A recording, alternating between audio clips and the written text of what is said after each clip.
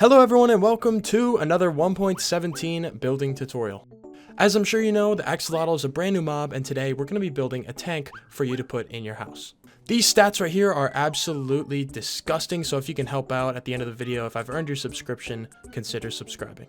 Also, if you like survival, I just released my first episode of a brand new creator SMP. It's really awesome and you guys should definitely check it out. But enough about me, let's get into what you came here for, the tutorial on the tank.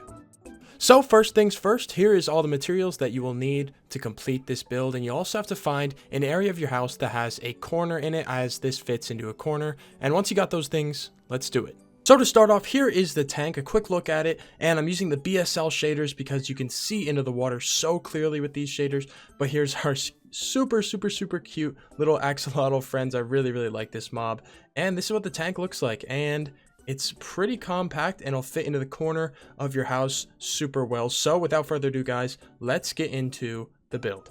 So like I said, find the corner in your house that you want to put it in and place a block in the very corner, just like this. From this block on this side, we're going to go 1, 2, 3, 4, 5, 6, 7. And on this side, we're going to go 1, 2, 3, 4, 5, 6, 7, 8. And you're going to have a nice little corner right here on the side. And this will be the back of our tank made out of white concrete.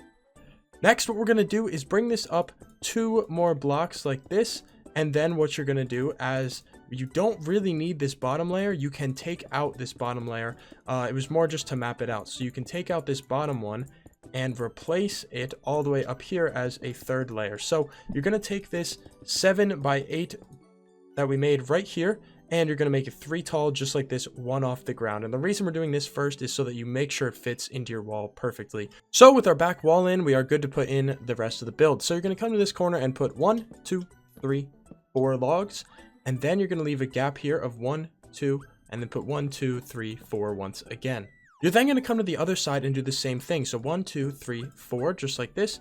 Leave 2 block gap, and then 1, 2, 3, 4. And then you can fill this in with this stripped spruce wood, just like this.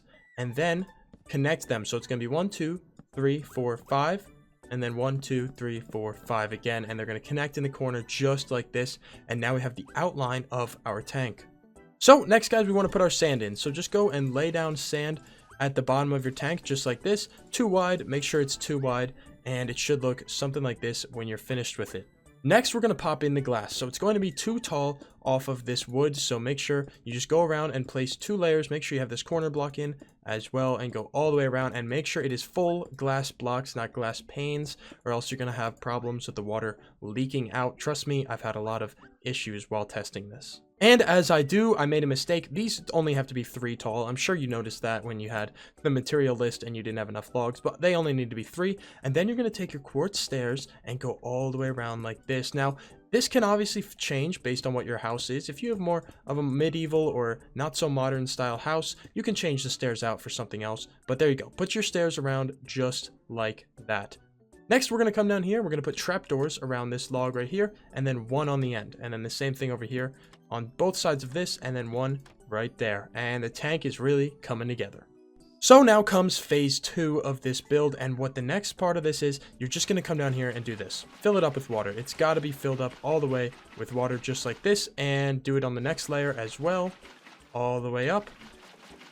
And then finally, this very last layer right here. And oh, okay, whoops, made a little mistake there. But yeah, go all the way around, make sure it's all filled in, and make sure you don't click any of these stairs with water, or else it's going to do this and waterlog, and you're going to have a mess all over your house.